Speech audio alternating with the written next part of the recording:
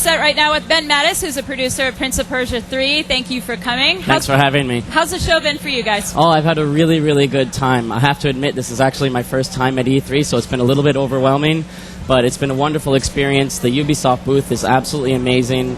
All the games are getting a really good reception. In particular, I like to thank Prince of Persia 3, so I'm really happy. And how are people responding to it? Really well, actually. I mean, I was talking to you a little bit earlier about this, but it's been a really encouraging response. I mean, we know that Prince of Persia 3 is a trilogy. There's things here that people have seen. I mean, we always set out to create a trilogy from the very beginning, and we're wrapping that trilogy up. That said, though, there are certain gameplay mechanics that people, they see and they recognize, and yet they're really keen into the innovation that we're bringing to the title. The feedback that we've been receiving has been very positive about how they like what we're doing. They like how we're taking the best of Sands of Time, the best of Warrior Within, and creating this new opus that really kind of wraps the Sands of Time trilogy up. So the feedback has been very, very encouraging indeed. Great. Well, tell us a little bit about the game. Tell us about the story, what happens in Prince of Persia 3. Sure. And then you have a demo, too. Yeah, right? yeah, I'll play Excellent. through the demo. Great. Okay, so Prince of Persia 3, we've got a bunch of ambitions for it. Like I said, we really want to wrap up the trilogy with this one. We want to go out with a bang. Our primary motivation is to really redefine the pace of the action-adventure genre. I mean, Prince of Persia sort of set the bar. Sands of Time sort of set the bar. We've got to raise it again. We do this by making sure that the player throughout the game is under a constant sense of pressure. From start to finish, while he's running through the city of Babylon, he's always got that sense of pressure. We have a couple of key emotions that we use to communicate that. I'll talk a little bit about. The first one is the feeling of being hunted. The city is overrun, occupied by an enemy army, and throughout the game they're pursuing the prince, they're chasing him through the city, he's one against many, and that feeling of constantly being pursued will certainly keep the player on their toes. The second is this emotion of being haunted. There's an evil presence dogging the prince's steps every step of the way, and I'll get a little bit more into that in just a minute. Yep. And then the third major thing that we use to kind of tie this all together is taking the game outside into this new urban environment. The game takes place in the city of Babylon, up on the rooftops, down in the alleys and in the streets. The player's no longer confined to sort of long, narrow hallways and underground caverns. We're really kind of taking it outside and then opening up the doors to that. To succeed in Prince of Persia 3, we really want the player to have to do three things. They're going to have to think fast. They're going to identify the situation, see a window of opportunity, take advantage of it. Obviously, they're going to have to act fast, and then they're going to have to kill fast. And you'll see that as well when I do the demo. Great. Well, why don't we jump right in? All right. And while you're setting that up, there's a question here from Andreas, who's been emailing all morning from the Netherlands. I don't think he's sleeping or doing much. He's always here. Thanks for emailing. Will you put in an online feature for the Xbox in actual online play? So will there be an online component? Sure. We're certainly considering the opportunities of Xbox Live and what it brings to the table. Some of the things we're thinking about are ways that we can add on to the gameplay with value add, perhaps some new maps, some new downloadables and whatnot. At its core, Prince of Persia is a single-player game. We're telling a story, and that's certainly where we're focusing. We don't have plans to change that with sort of cooperative online play. We're going to focus on the single-player experience and make sure that that's really well received. Great. All right. So story-wise, Prince of Persia 3 takes place right where the Warrior Within left off. The prince has returned to the city, has returned to Babylon. He's expecting a hero's welcome. As soon as he arrives, though, he quickly realizes he's going to get anything but that. He's expecting his father, the king, to roll out the red carpet, but instead, when he arrives at the city, he sees that it's under siege by this hostile army that's trying to take over the city, and he has to fight through them in order to save his city and save his people. Something I mentioned a little bit earlier on is this fast-paced action. What we're introducing is something we call the speed kill system. It's very dynamic. It's very rewarding. It showcases the prince's acrobatic skills. It showcases the prince's combat skills and allows him to quickly turn the tides in his favor. He cannot possibly hope to win this war through strength of arm alone, right? It's him against an army, and these guys are good. So in order to succeed, he takes advantage of the level opportunities, the situational awareness, and he turns the tide into his favor by quickly eliminating enemies in a one-shot kill, like you're going to see right here. Very dramatic, very rewarding. It's not about sneaking. It's about fast and furious action that rewards the player with a quick, furious kill. These speed kills can be chained together, so after you do one, like that fallen enemy, you grabbed his sword, you chained it together by throwing the sword at another enemy, and chain together the speed kill to take two out at once. after this loading screen, you're going to see a transformation between the Light Prince to the Dark Prince. The Dark Prince is the second major innovation that we're bringing to Prince of Persia 3. It's the first time in the Prince of Persia franchise that we've had a second playable character. Story-wise, the Dark Prince comes to play at the very beginning of the game. The prince is infected by the Sand of Time. He's thrown away the amulet, and he no longer has the protection that comes from that. And as the sand infects him and spreads through his body, the Dark Prince becomes more and more powerful. The Dark Prince is the physical manifestation of all of the prince's weakest personality traits. Throughout the first two Prince of Persias, you saw a lot of hints of these. You saw hints of recklessness. You saw hints of brashness, of sadness, being very sadistic. Those all really come to light with the Dark Prince. He really represents all that is the weakest and the most evil in the prince, and he's a fully playable character now. And how does he emerge? How does he come into the game? Well, the transformation mechanic that you saw there was one we're exploring, which is fire. So the prince voluntarily will create a fire. He'll walk into that fire, and the agony of having his skin burned by the flames unleashes the sands, and the sands sort of take over his body, and the Dark Prince comes out. And then vice versa, the water of life that we know so well from the first two Prince of Persias, that will be the transformation mechanic back into the Light Prince. Now, can he harness the bad and use it for good? I mean, what does this evil twin serve? Well, a lot of the game is the sort of dichotomy between the two characters. We really want to play off the emotional sort of feedback between the two of them. When you are the Light Prince, you have the Dark Prince in your mind saying, do this, do this, do this. And vice versa, when you are the Dark Prince, you'll have the Light Prince trying to guide you towards the right path. So there'll always be both. As the playable characters, they have different sets of skills and of opportunities. One thing I'm about to show you is, if you look at this arm here, there's a chain. This chain is very tightly integrated into our story. I don't want to give it away too much, but suffice it to say, it's something that the Dark Prince can use, but the Light Prince cannot. That opens up a whole new level opportunity in terms of level design for us, in terms of ways that the Dark Prince can interact with characters and environments, and the way he can kill enemies. So I'll just give you an example of the way that this thing works, right? So what he did there is he did a wall run. He then did a chain where he used it almost like to swing, and then launched into a speed kill with that chain. Wow. If you notice, there's sort of a halo going on around the Dark Prince. One thing we really want to try and create with this is give the player the idea of what it would be like to play to see the world through the eyes of a sand creature. That is, in effect, what the Dark Prince is. He is the prince infected by the sands. So as the game progresses, you'll see the world slightly change in terms of how it's perceived, with a filter effect that makes everything look a lot more sandy, a lot more grainy. Oh, that's great. And the lighting effects are really interesting, too. Thank you.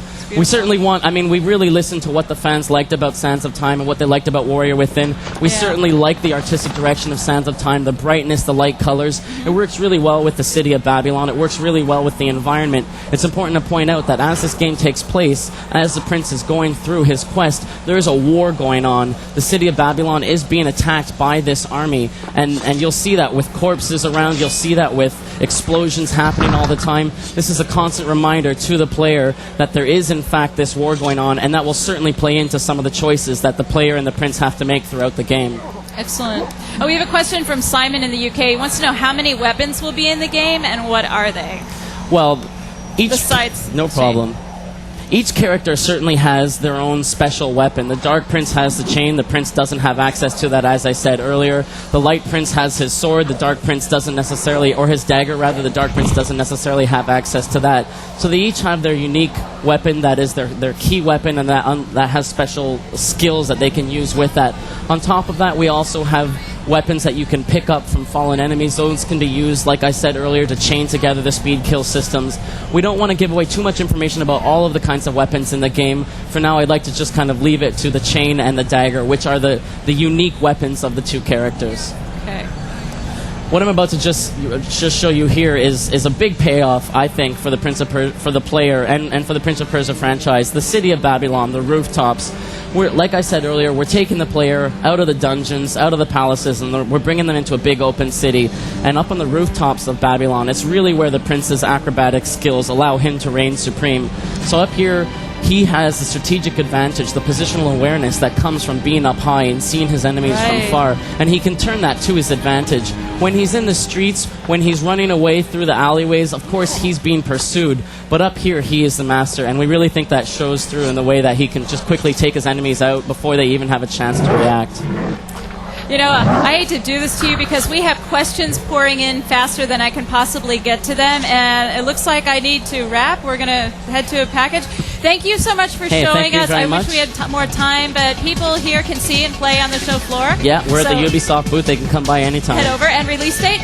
The release date is holiday this year, 2005. Holiday this year. Holiday, Perfect 4 major platforms. Great. Thank you very much. Good luck. Thank you so much.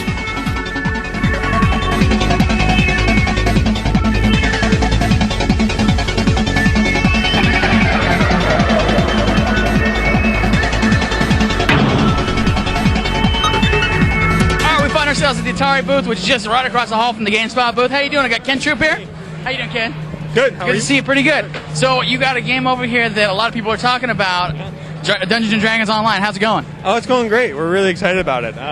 Really a great online RPG, allowing people to create custom D&D characters, go in the game, go on authentic, classic D&D adventures with their friends, and have a lot of fun. Right on. Now, the version you guys got running here, this is part of, like, you guys are actually beta testing this right now, right? Or is it alpha testing?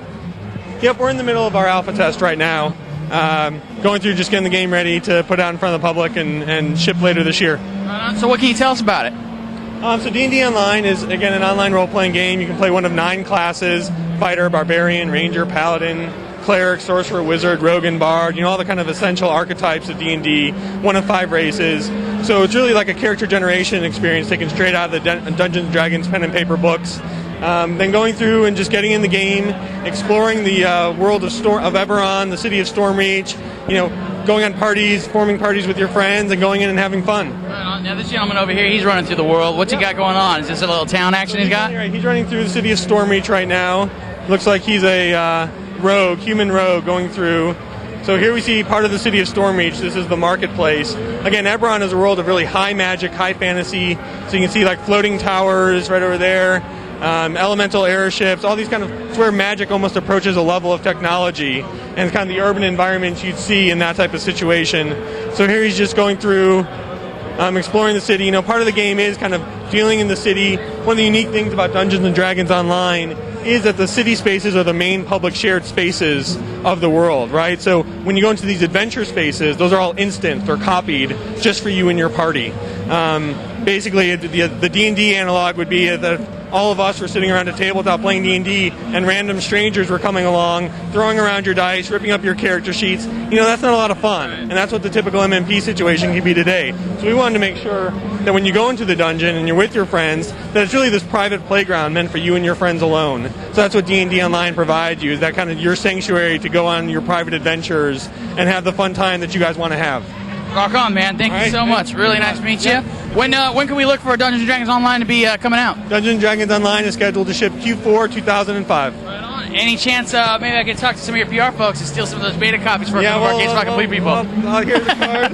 Right on. Thank you so much. Cool. Looking out for the GameSpot folks. All right, we're going to see what else we can find here in the Atari booth. Let's go. Great. I found myself over here at the Dragon Ball Z Budokai Tenkaichi, and I got my man standing here. How you doing? Want to introduce yourself to the folks? Sure. My name is Matt Collins. I'm a director of marketing for Atari. Fantastic. Now, this game over here looks awesome, by the way. Can you tell me? I'm a huge Dragon Ball Z fan. Love the Budokai stuff. So what's this one all about? Well, thanks, Ryan, first of all, for that. Budokai Tenkaichi is the sequel to Budokai 3.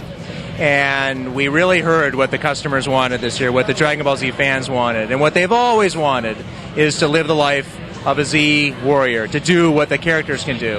And now we deliver that by allowing them to fly at will. We've moved the camera behind the shoulder of the combatants so they can fly, they can go underwater, they can go on the ground. It really gives them the feeling of living within the TV show, but doing more than that, because this game actually has 60 characters that are playable compared to 40 for Budokai 3 roughly. And with all of their other iterations, like the Super Saiyan forms, it actually goes up to over 90. So chances are your favorite character is in this game, and by being able to take some of those great characters and put them together in scenarios that never existed before, you're getting an experience that allows you in some ways to play your own director, to become your own Akira Toriyama and make your own Dragon Ball. It's terrific. That's awesome. So, what kind of different modes you guys got? Obviously, it looks like Dragon Ball Z's always been about combative two-player combat. Right. What else you guys got in there for folks? Well, I think the one that's going to be most exciting is a story mode that will be telling the story in richer ways than we've done with Budokai 3. Something that's closer to what we did with Budokai 1, using the in-game engine to have the characters tell their story and their narrative. And that's going to be the most exciting part of the game. You guys going to have the environmental stuff like you had in there before, where you can shake it up and make stuff happen? More so. Really? Yeah, more so. We're actually now allowing the environments to come into play as never before. So characters can hide behind mountains, but beware because the mountain can be brought down on you. That's awesome. And so using energy attacks, you can destroy almost everything that there is in the environment. And the game will remember that there's a crater now where there once was a mountain. And it really does, again, give that sort of thermonuclear feeling that Dragon Ball can be like at its most intense.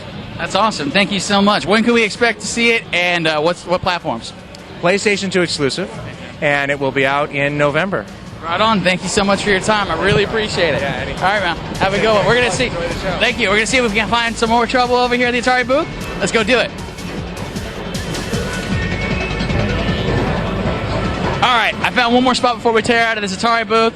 I found myself over by the Indigo Prophecy. How you doing? Good, man. How are you? Pretty good. What can you tell me about the Indigo Prophecy? Actually, introduce yourself to the folks watching at home. Sure. My name is Konstantin Anzopoulos. I'm a senior producer at Atari and working on Indigo Prophecy and D&D Online. Excellent. Right on. So what can you tell us about the Indigo Prophecy? Well, Indigo Prophecy is what I like to think of as sort of an evolution of the adventure game genre. We're really trying to eschew traditional adventure game nomenclature. It's not a point-and-click game.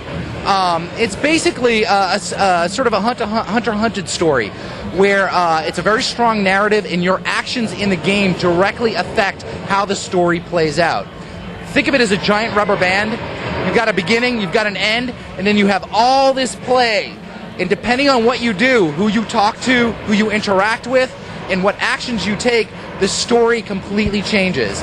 Think of it as almost like a choose-your-own-adventure book. Remember those? Yeah. There I was at the top of the stairs, the goblin came whizzing by, turned to page 35. It's just like that. That's awesome. Now, this is actually a PS2 game that we're looking at. Is it exclusive to PS2? No, it's PS2, Xbox, and PC. Right on. And when are you guys planning to ship this? This will be September, first week of September, I believe. Right on. And how far along are you guys right now? We're just about to hit beta on the game. Right on. I can't wait to get my hands on it. We're going to probably come back by and see it some more later absolutely. on. Thank you so much for your time. You bet. Appreciate Right on. it. Thanks a lot. We're out of time, though, so we're going to throw it back to the booth. Take it easy.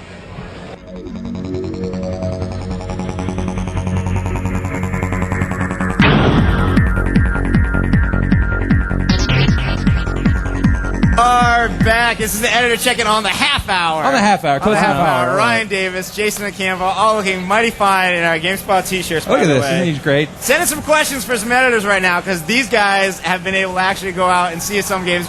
Ryan Davis, you not as much. Jason Campbell, you a little more. Yeah. But first, Ryan Davis. I actually just got onto the floor for the first time today. Actually, for the entire show, I was able to hop over to the Sony booth right behind us and get my hands on Burnout Legends for the PSP. I was able to play the crash mode some. I played some of the takedown mode, and I'm a huge fan of the Burnout games. You know this. You're a huge fan of the Burnout games. Yeah. And it's surprising how well the Burnout experience translates to the PSP. The frame rate seemed to really pop. There was definitely some slowdown during some of the crashes, but I was really impressed by what they were able to do with it. The levels that I played were all taken from Burnout 3, so it all felt really familiar instantly. Nice. They had definitely ratcheted down kind of the fidelity of the graphics. They really They couldn't. have to, Yeah, they yeah. couldn't quite get the same level, but still, Right. it looks really, really good. As long as there's some particles flying around when you crash. That's Oh what yeah, all you I'm see worried about. little bits of stuff of debris flying off, so it's still all good. I didn't get my hands on it. I got to sit next to it. When Nick Channon from Criterion was here, he was like right there, and I was like, oh, that's Burnout right there. But- You have to go over there. Make time sometime. I know you're up here the entire time, well, but if they do that multiplayer game sharing thing, like Yeah. after 6, then I'll have time. then it's on. I'll have to ask him. Jason, what have you been looking at? I've been looking at everything out there, man. I've been out there for 2 days. Just today, I was playing some Fear, and I'm really loving that game. Is that looking good? It I is heard really that's looking hot. good. It is literally like a great Japanese horror movie meets Half-Life. You're fighting these soldiers inside this building, and it looks incredibly great. You see like the smoke and the shadows, and these guys are smart. They're like. I knocked over this bookcase, and this guy started crawling underneath it to try to get at me. Oh. And I shot him, and he's like struggling to get his rifle up, and I just walk up, but they so mess with your head in that game. I swear to God. There's the little scary Japanese girl. Got a creepy kid in it. You have never been scared of a little girl ever until you play this game. I jumped and I turned to the guy next to me, the guy running the demo, and I was like, you guys are so evil. We're actually going to have those evil guys here on the set in a couple hours. Awesome. I do believe. Check the schedule for exactly when. What else you guys been looking about? Ryan Davis, you've pretty much been able to see most of the stories as they come through thanks to your the theme for me this year of stuff that I'm interested in that I'm probably not going to get to see because most of it's being shown behind closed doors is zombies. Zombies is the theme of E3 2005. I'm so scared of zombies. Everyone should know that Rich Gallup absolutely hates zombies. Not in a good killing zombies way, but afraid of zombies. I have to admit, I might have more fears than most. Heights, tight places, needles, and zombies. The first three I can justify. The fourth one, unless we enter some sort of post-apocalyptic world, I have no reason to be scared of zombies. But I seriously definitely afraid of zombies. Anyways, tell us about the zombie games that are out there. George Romero's City of the Dead, which not based on any film, but sort of set in the George Romero, the director of Night of the Living Dead, Dawn of the Dead, Day of the Dead, and I guess Land of the Dead coming up soon. Sure. And it's the problem I've always had with Resident Evil games is it's zombies, but then they always throw all this other stuff in there. It's like, here's a weird dog-looking thing and this giant guy and whatever, and I don't want to see that. I want to kill zombies. Yeah. And it seems like that is the focus of this game, and you can play as a bunch of different characters, and one of the characters you can play as, Tom Savini. Really? Tom Savini, special effects wizard, and often George Romero collaborator, is a character in the game. That's great. So you can play as Sex Machine. I would like to add my zombie game of the show, which is Stubbs the Zombie Rebel Without a Pulse. Is that being shown? It is playable at Microsoft, and I was playing it, and it was so strangely compelling. I mean, it is. But that's like the flip side zombie game. It is to me the what the game of the show, because you're looking at this thing, and it's like, wow, this is now for something completely different. You actually play this zombie, and you're going around trying to kill humans, and the guy Alex Seropian, the guy who founded this company that's making it Wide Load, he founded a little company you might have heard of, Bungie. What did they make? It was some kind of ring marathon. thing. I love that for the Macintosh. Alex is going to be here tomorrow, actually. That game, I will be on stage with a demo of him doing stuff as a zombie. And he'll be playing as a zombie. You can see me stuttering on the word right there. It's facing my fears. This is zombie. Maybe that's what you need to get past the fear, is to actually get yourself into the shoes of the zombie. Maybe. Yeah. You want other zombie games? Conker's here, right? Yeah. There's a zombie level in that game. That's too much for you. Yeah. And they're like zombie teddy bears, so it's like, what's your problem, man? There's zombie squirrels and stuff in the vampire See, level. the undead are the new Nazis, really. Now, if you could have undead Nazis, that's where the money that's is. what it is. So, Ryan Davis, you were saying there's some other Dead game? Rising is the Capcom game, which is also very much just zombies. It's like Capcom, famous for Resident Evil. They're doing a new game. Inafune, one of the big producers over at Capcom, he's doing that. And you play a wartime photojournalist. It looks, it's like if you look at the trailer, we have the trailer up on the site. I definitely recommend people check it out. It gives you a good feel because it is basically Dawn of the Dead. You are in a mall. There are zombies everywhere, and they get the massive zombie feel right. Not just like here's a zombie here, here's a zombie there, but like here's 1,000 zombies coming at you. Just the mass of that looks really compelling, and so I'm definitely interested in that shot too. From that trailer of the dude on top of the car and all the zombies around, that looks really good. Yeah. I guess I'll have to try it, but to be honest, Resident Evil 4, phenomenal game. I'm not touching it. Yeah. Any other zombies? Not zombies. Not that I can think of. I've been looking at a lot of other things though too. And Fear, you're all up on Fear. Yeah, I'm all up on Fear, and those zombies just scary little girls. I'm telling you though, that game does it well. I mean, there's a lot of really good games out there. The other game that I'm looking forward to that again I think behind closed doors, I don't think they're shown anywhere, is Alan Wake from Remedy, which is the people who made Max Payne and Max Payne 2. Yeah. It's an entirely new character. I was actually really kind of bummed out when I first learned that Remedy wasn't doing Max Payne 3 right away and they were doing Alan Wake instead. Right. But from what I've heard about it, and we have a story up on the site, which is, again, got to check this out because it describes what the demo shows. And it just seems like the way that Max Payne was based on, The Matrix and film noir, it seems like this is going for more of it's pulling more from Twin Peaks. In fact, during the session that we had with them, they explicitly said that they're taking their inspiration from Twin Peaks. Which you're a big fan of. Yeah, I'm a fan of the way that Remedy is able to really take these cinematic formulas and put them into a game and make them really compelling and really interesting. So, do you think they're going to tie it in with Max Payne? Did you say there's something you're thinking? No. Theory? No, no. TV show on or whatever. Well, there was in Max Payne. I mean, when they first announced this game, I was positive that it was going to be Twin Peaks influenced because in Max Payne and Max Payne 2, there was this TV show that would play, and it actually played more centrally into Max Payne 2. Right. It was called Address Unknown, which was a straight up like homage to Twin Peaks. So when I saw this and they said, psychological thriller set in the Pacific Northwest, I said, oh, Twin Peaks all the way. So I'm glad to see that my speculation was right on that one. Very cool. We're still waiting to get some questions in from people that are coming in. It's just the receiving message. At least the internet's working today. That's all right.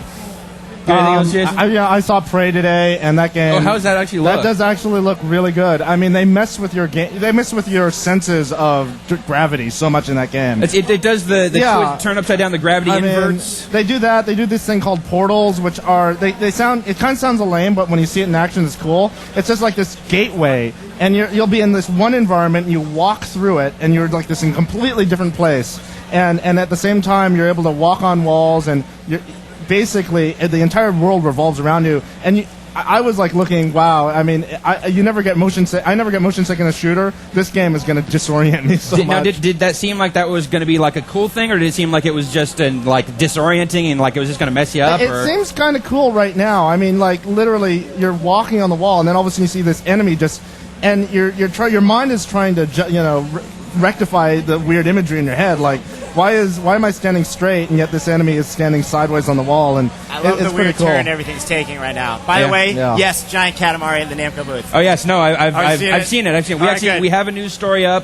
Tor Thorson, before the first day of the show started, he went around the West Hall and the South Hall here in the LA Convention Center. Took pictures of all these different booths. It's actually a really excellent story. Gives you a really good feel for what the show looks like. So read that one along with the 1,000 other stories we have up right now. Just barely over 900 movies I think we caught. 11,000 screenshots. Gamespot Cole kicking it live here at E3 2005. Thanks for stopping by, guys. Thanks, Rich. No problem. Peace out. Let's take it to a package.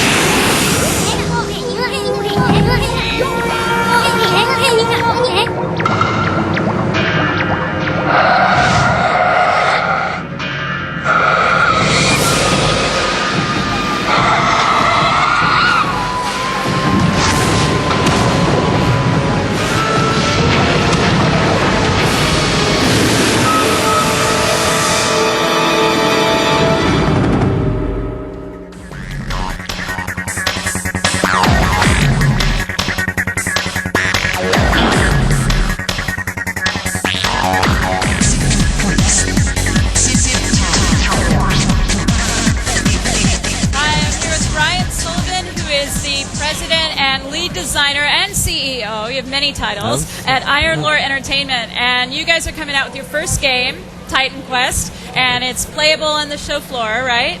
Actually, it's behind closed doors. Behind closed doors. So we are bringing it to you at home.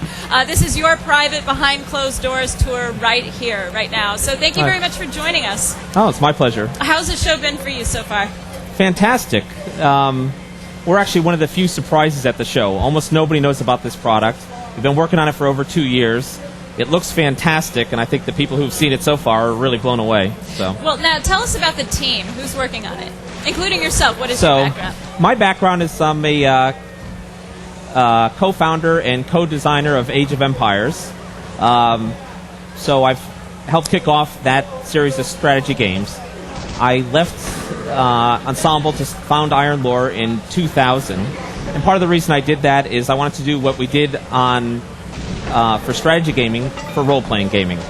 So we're raising the bar on the quality of the graphics a lot. We're making the games a lot more accessible because not only are we going for the hardcore player, we're going for casual players. Right. One of the advantages of action role-playing is it's very accessible. You click on a monster, you attack it. You click on a sword, you pick it up. You click on the ground, you move there. Click on a person, you talk to them. So even your mom can sit down and start clicking and having fun. Well, not my mom, but... Yeah. But we thought there was a big need for a game like this for a couple of reasons. One is there's a lot of people who really like action RPG gameplay. Diablo has sold many millions of copies. People really like the gameplay, but there hasn't been a lot of quality product in the last several years.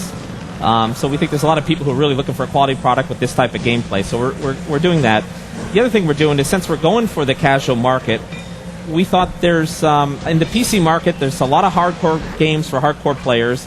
There's been a lot of success on the mass market games like the Sims and the Tycoon products, but there's not a whole lot of product in between. If you played the Sims and want to graduate to a more serious game, it's a big jump between the Sims and Warcraft 3. Absolutely. So we're trying to pick a product that'll fit that niche, and excellent. You know, that's great. what we're trying to do. Well, tell us about Titan Quest, and we're seeing footage, and this is not a demo that you're playing. It's obviously footage you've put together. But as you go through, feel free to point out what we're seeing: characters, gameplay. Show it to us. Okay.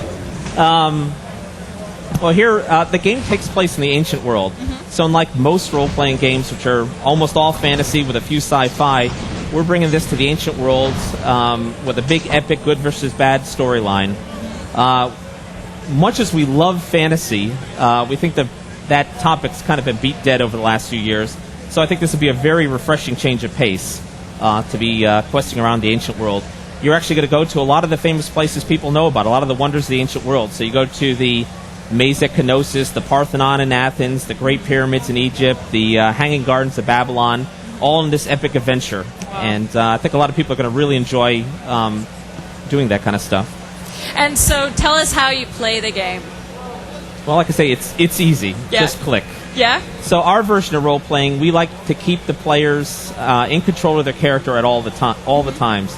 I think it helps people become the character. Right. So we don't let the character auto-fight. You don't have to manage a whole party of characters where you lose your connection to the one character. Mm-hmm. You're also not, our version of role-playing, you don't play somebody. You're not playing Hercules, you're playing yourself. Okay. So I think that's the type of role-playing. So you build yourself based on, you build your character based on what you're doing. Yeah. Here's an example of an outdoor scene in ancient Greece. In a scene like this, you can see every blade of grass, every flower, every leaf, every branch, even the pebbles on the ground you can see. It's all moving all the independently. vegetation reacts to the players, reacts to the spells and what's going on. The wind can affect all the vegetation. And that level of detail and interactivity just creates a very, very, very immersive world. That's a huge Cyclops. You actually saw what we call a Colossus spell, where you can temporarily grow very big and strong. A lot of people really, really like using that spell and playing it. So tell us about the spells and the weapons. What will we have to battle with? So we have over 1,000 pieces of unique and legendary equipment. Wow. And by unique, I mean everyone has its own art, its own unique name, and own unique abilities. So a large part of this type of gameplay is it's an Easter egg hunt. You're looking for better and better equipment all the time. Well, we give it a lot of unique equipment, so that part of the game will be even a lot more rewarding.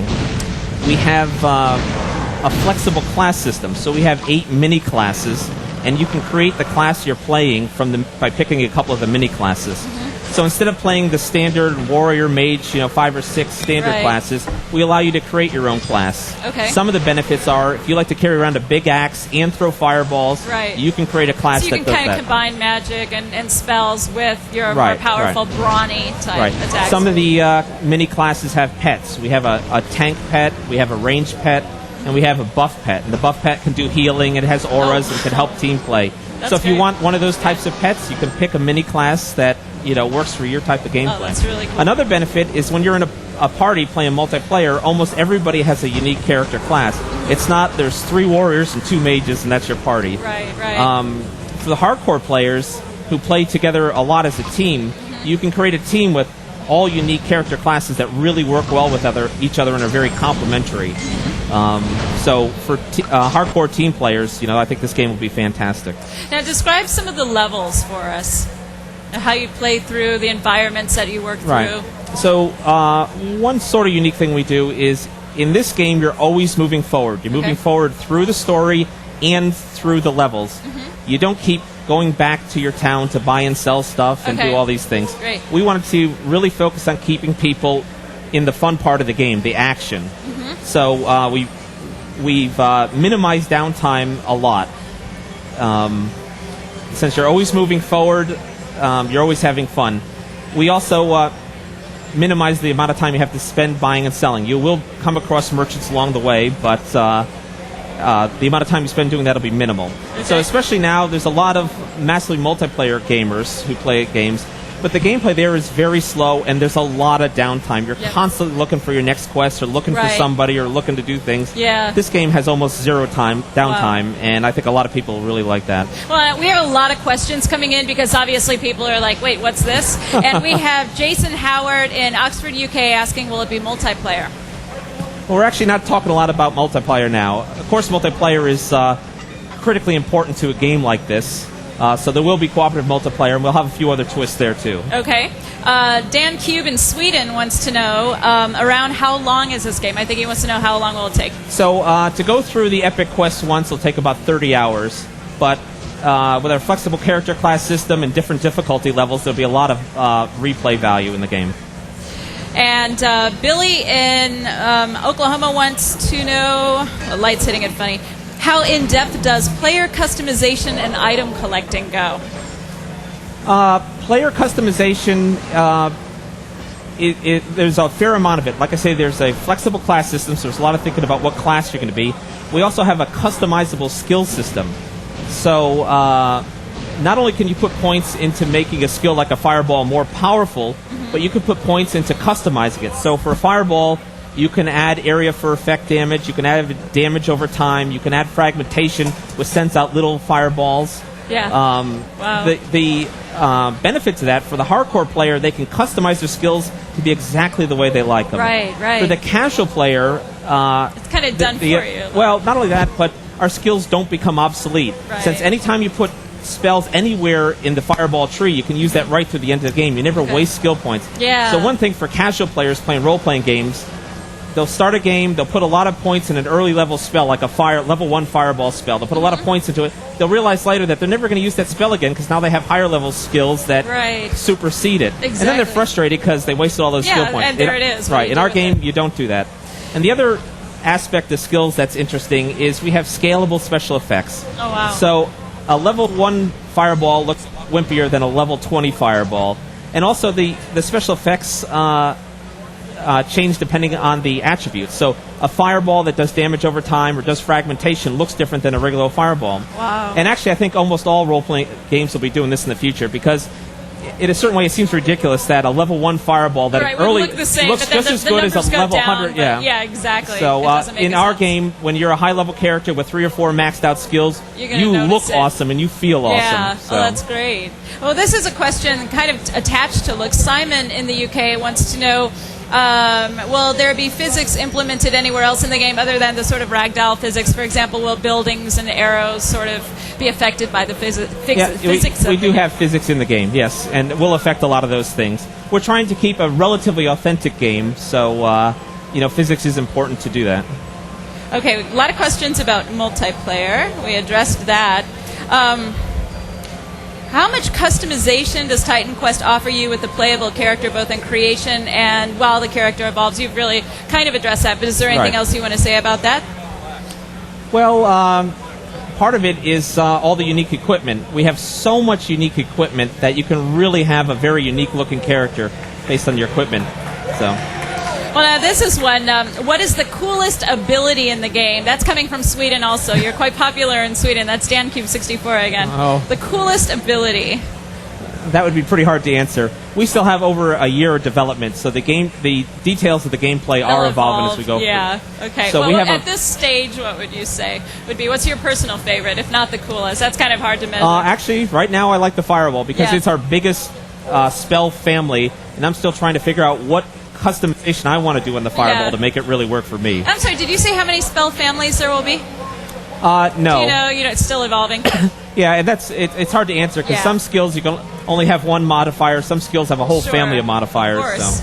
So. Okay, John Latora in New York wants to know what makes this game so unique to the role-playing genre. Well, one is the topic. The other is the quality of the graphics. It's really light years beyond anything out there. One additional thing is we have an incredibly powerful and very easy-to-use editor that will be shipping with the game. So you can create an hour of very polished-looking level in about an hour once you get used to the editor. And that's just something no other product can do out there. Either they're very hard to use or you can't make a level that looks good. Well, you can do both in this game. So, this will allow people to spend a few hours, make a couple hours of gameplay, have their buddies over on the weekend and play through it.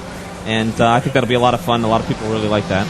It looks like some Diablo fans are writing in. Some people are starting to catch on. And Eric in Seattle wants to know, can you hire NPCs to help you, like in Diablo?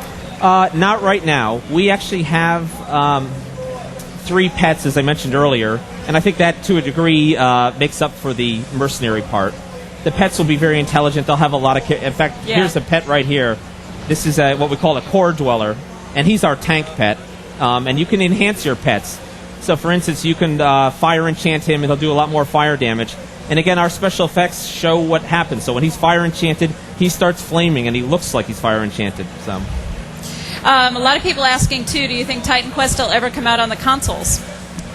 That's a possibility. It's a single-character role-playing game, and I think that would work great on consoles. But right now, we're focused on the PC. We want to make that PC game great. Saad Mahmoud in Canada wants to know, how hard would you say this game is? How difficult is it? I mean, you've already talked how difficult is the game? What is the learning we curve, have maybe? how hard to learn? It's actually very, very easy to learn. Like I say, you can play almost the whole game with the left mouse button. Yeah. Yeah.